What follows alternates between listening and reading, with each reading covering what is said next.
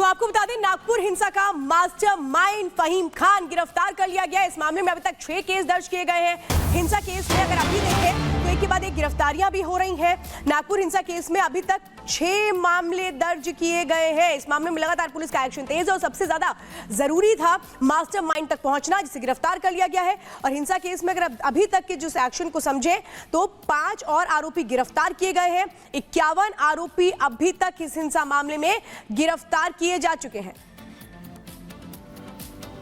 6 FIRs register हुई हैं, मतलब उस तरह में जो लिंक्ड हैं उसमें।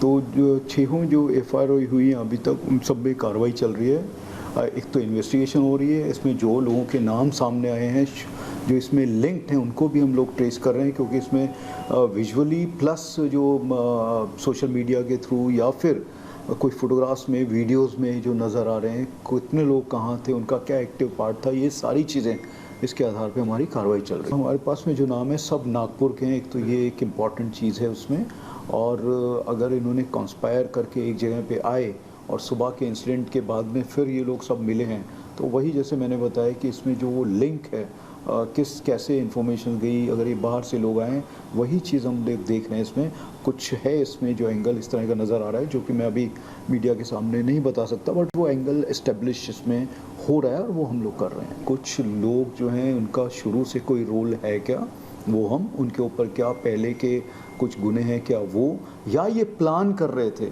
ये सारा अभी इस्टेब्लिश होना बाकी है। क्योंकि 6 केसेस हैं, 6 केसेस में किस तरह से एक दूसरे के साथ में कोई लिंक जो भी है, वो लिंक में आपको सारी इन्फॉर्मेशन, क्योंकि इमीडिएटली नहीं हो पाएगा, हमको भी इन्फॉर्मेशन बाहर से बुलानी पड़ती है, उसके आधार पे जो है मैं आपको बता।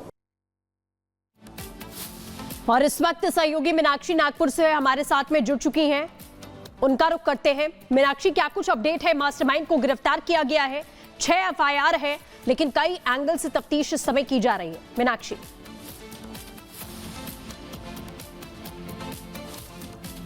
हिंसा हुई, जो उपद्रव हुआ, उसे लेकर के लगातार जांच की जा रही है। कल तक जो 5 FIR और 50 गिरफ्तार थे, अब उनकी संख्या बढ़ गई है, 6 FIR हो गई है और 51 गिरफ्तारियां हो गई है। जो मास्टरमाइंड बताया जा रहा है उसे भी गिरफ्तार कर लिया गया है और कोर्ट में जब पेश किया गया है तो साफ तौर पर 21 तारीख तक की रिमांड में भेज दिया गया है, कस्टडी में भेज दिया गया है।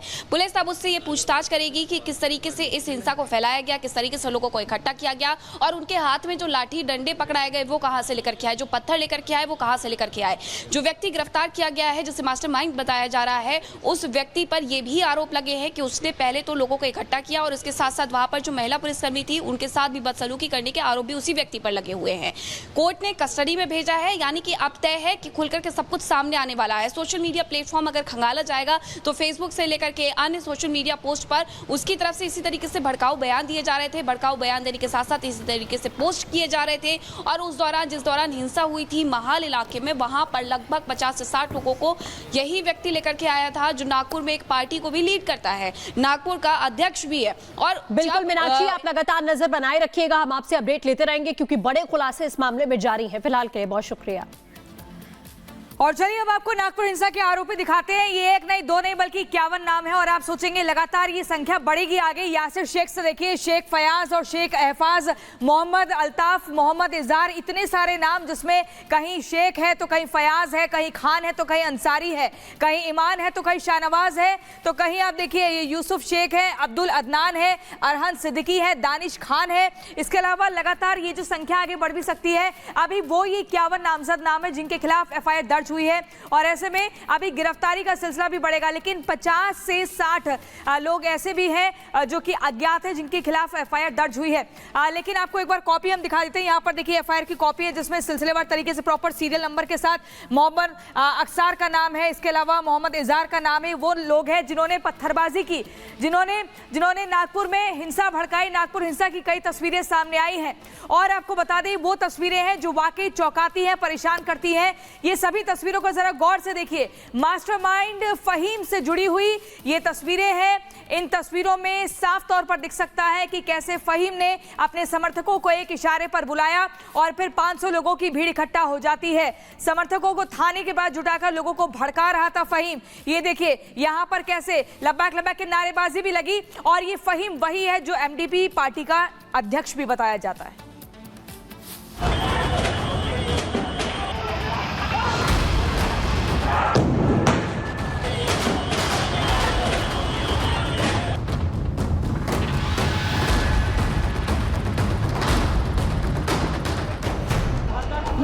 दंगाइयों ने उत्पात मचाया, तोड़फोड़ और आगजनी पर हिंसा को अंजाम दिया।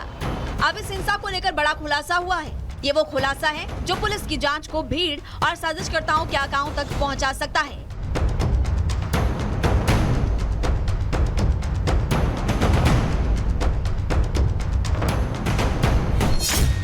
मिली जानकारी के मुताबिक फहीम और शहीम खान ने हिंसा के लिए भीड़ जुटाई। करीब 400 से 500 लोग इकट्ठा किए गए। भीड़ माइनॉरिटी डेमोक्रेटिक पार्टी की थी। दंगाइयों ने हिंसा के दौरान अश्लीलता की सीमा भी लांघ दी।